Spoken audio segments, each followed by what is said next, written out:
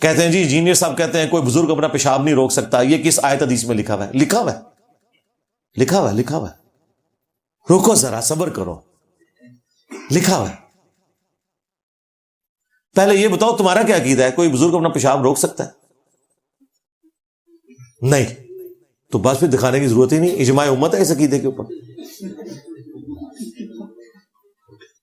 یہ بتانے کی ضرورت ہے کہ انسان کتنا مجبور ہے. قرآن میں تو اس سے بھی آگے بہت کچھ لکھا ہوا ہے.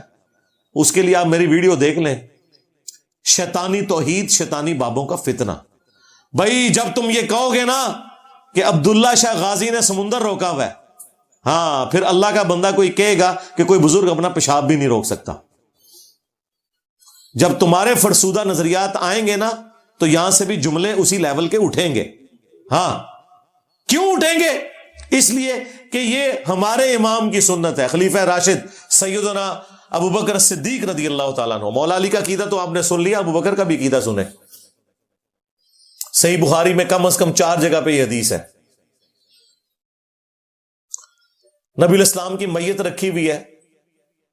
حضرت ابو بکر حجرہ عائشہ میں داخل ہوئے، نبی الاسلام کے چہرے اقدس سے کفن کو ہٹایا، ماتھے پہ بوسہ دیا، کہا یا رسول اللہ، اللہ تعالیٰ آپ پہ 2 موتیں جمع نہیں کرے گا. کیونکہ باہر حضرت عمر نے تلوار اٹھائی ہوئی تھی اور وہ یہ کہہ رہے تھے جو یہ کہے گا کہ نبی الاسلام دنیا سے تشریف لے گئے میں اسے قتل کر دوں گا. اس کا یہ مطلب نہیں تھا کہ حضرت عمر کا یہ عقیدہ نہیں تھا کہ نبی الاسلام نے دنیا سے نہیں جانا،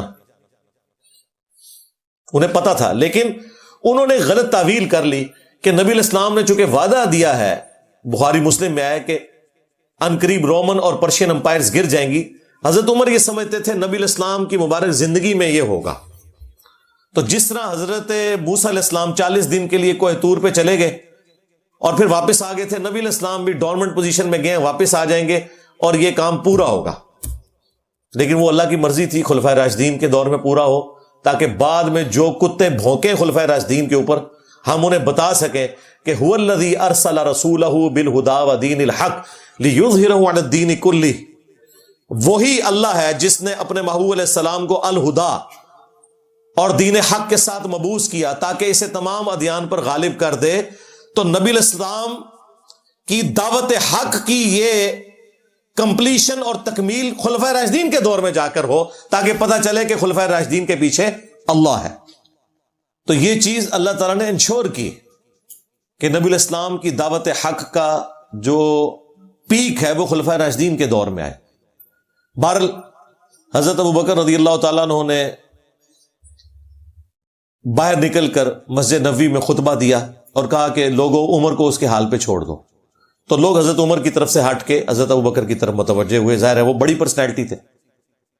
حمد و صلات کے بعد پہلا جملہ جو بولا حضرت ابو بکر نے، وہ وہی جملہ تھا جو انجینئر صاحب اپنی طرف سے بولتے ہیں. انہوں نے کہا الا من کان یعبد محمدا فان محمدا قد مات.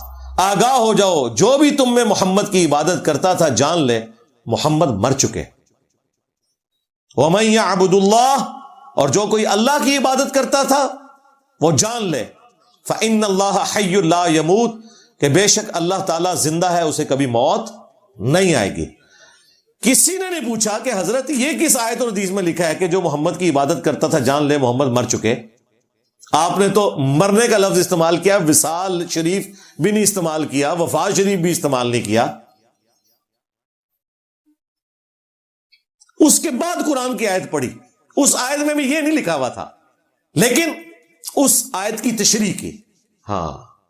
اس طریقے سے ہم بھی تشریح کرتے ہیں. جب اللہ تعالیٰ فرماتا ہے نا اے نبی تم فرماؤ کہ میں تو اپنی جان کے لیے بھی کسی نفع اور نقصان کا مالک نہیں ہوں، تو اگر رسول اللہ کا یہ سٹیٹس ہے تو بابت چاہیے کوئی نہیں.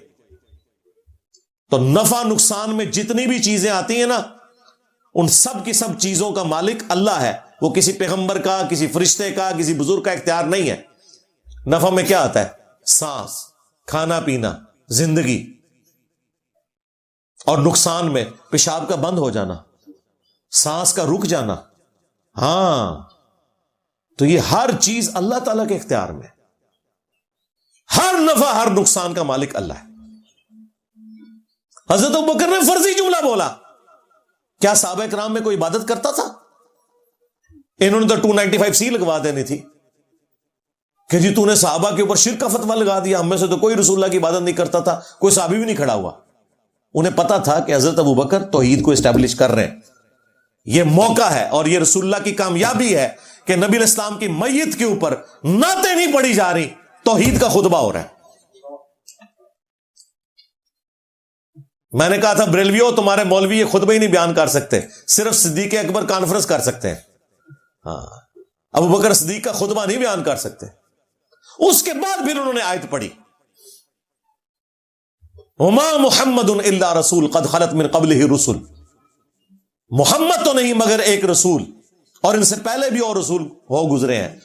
افئن مات او قتل، اگر یہ مر جائیں یا قتل ہو جائیں، یا پاکستان میں ترجمہ کر لیں کہ اگر یہ وصال فرما جائیں یا شہید ہو جائیں، تو کیا تم اپنے دین سے الٹے قدم پھر جاؤ گے؟ کیا تم نے نبی کے اوپر احسان کیا کلمہ پڑھ کے؟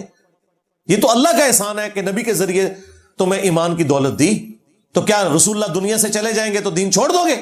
یہ غزوہ احد کے موقع پر جب نبی علیہ السلام کی شہادت کی خبر مشہور ہو گئی تھی تو اس وقت یہ آیت نازل ہوئی تھی۔ اور دیکھیں استعمال کب ہوئی جا کے، پھر اگلی آیت پڑھی، انک میت وانہم میتون، اے نبی تمہیں بھی موت آنی ہے اور تمہارے مخالفین کو بھی مرنا ہے۔ لیکن جو حضرت ابوبکر کا اپنا خطبہ ہے وہ اپنا ذاتی خطبہ ہے ان کا، وہ قرآن و سنت میں کہیں نہیں ہے، لیکن بات کو سمجھانے کے لیے بولنا پڑتا ہے۔ حضرت ابوبکر کو پتا تھا محمد رسول اللہ نے بھی ایک دوسرا جیزس کرائسٹ بن جانا ہے، اگر اس موقع کے اوپر میں ذرا سا ڈھیلا پڑا، کیونکہ نبی علیہ السلام نے فرمایا تھا صحیح بخاری میں، دیکھنا میری شان کو اس طرح بلند نہ کرنا جس طرح نصارہ نے اپنے پیغمبر کو بڑھا دیا، میں اللہ کا بندہ اور اس کا رسول ہوں، مجھے اللہ کا بندہ اور اس کا رسول ہی کہنا۔ حضرت ابوبکر صدیق کو سب کچھ پتا تھا کہ یہ کچھ ہو سکتا ہے، اینڈ ٹائم کے اوپر سیدنا ابوبکر نے چھکا مارا، جی ایسا چھکا مارا ہے کہ آج ہم ان کے منہ کے اوپر کالک مل سکتے ہیں کہ دیکھو توحید اس طرح بیان ہوتی ہے۔ توحید جب بیان ہوگی پھر حضرت ابوبکر کہیں گے کہ جو محمد کی عبادت کرتا تھا جان لے محمد مر چکے، اگرچہ عبادت کوئی نہیں کرتا تھا۔ ہاں، اور جب تم یہ کہو گے کہ بزرگوں نے سمندر روکا ہوا ہے، تو پھر اللہ تعالیٰ ابوبکر کے غلام کے دماغ میں یہ بات ڈال دے گا کہ ان کو کہے کہ کوئی بزرگ اپنا پیشاب بھی نہیں روک سکتا، سمندر روکنا تو بڑی دور کی بات۔ ہمارے بھی بولے بالے اسٹوڈنٹس جو ہے نا بعض، جی اس معاملے میں ہم انجینئر صاحب سے اختلاف رکھتے ہیں، اور نہ سوئے تو اختلاف کو کرنا ہے تو چجدہ اختلاف کرو، پہلے کسی کا مقدمہ سمجھو۔ اختلاف کر کے سائڈ پہ ہو جاتے ہیں لوگوں کے دباؤ کی وجہ سے، لوگوں کو خوش کرنے کے لیے۔ میں ایک ایک جملے کا ذمہ دار ہوں اللہ کے فضل سے، اللہ کے فضل سے۔ جہاں مجھے لگے گا کوئی غلط بات ہے میں رجوع بھی کروں گا، میں الحمدللہ رجوع کرتا ہوں۔ جب مجھے لگا کہ میں مزاروں پہ جانے سے روک رہا ہوں تو میں نے رجوع کیا، اور میں نے کہا جایا کریں مزاروں پہ، اور وہاں اونچی آواز سے کہیں کہ اے اللہ جو یہ بابا دفن ہے اس کی اگلے پچھلے سارے گناہ جو یہ چھپ کے کرتا تھا، جو یہ لوگوں کے سامنے کرتا تھا، وہ سارے گناہ معاف کر دے، اس کی قبر میں کیڑے نہ پڑے۔ قیامت والے دن جب یہ ننگا اٹھایا جائے تو اے اللہ اسے لباس پہنانا۔ قیامت والے دن جب یہ پانی کی تلاش میں مارا مارا پھر رہا ہو تو حوض کوثر نصیب فرمانا۔ یہ سارے الفاظ بولو تاکہ پتہ چلے کہ کیا اوقات ہے ان کے بزرگوں کی۔ میرے نبی سا ہے ہی کوئی نہیں، تیرے بابے تھے شاہی کوئی نہیں۔ ہمیں آ کے یہ چیزیں سکھاتے ہو؟ اللہ کے بندو، اللہ تبارک و تعالیٰ نے قرآن و سنت میں ہر شخص کے لیے حصہ رکھا ہوا ہے۔ قیامت تک جب جب فتنے اٹھیں گے نا، تب تب اللہ تبارک و تعالیٰ اپنے بندوں کے ذریعے کام لیتا ہے کہ ان فتنوں کو ایڈریس کیا جاتا ہے، اور وہ اس دور کی لینگویج بول کے ایڈریس کیا جاتا ہے، ورنہ بات سمجھ نہیں آتی۔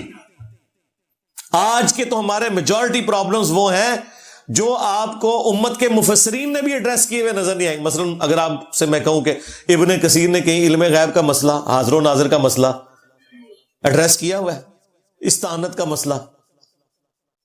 جب یہ بیماریاں اٹھتی ہیں نا پھر اسی طریقے سے مسئلوں کو ایڈریس کیا جاتا ہے۔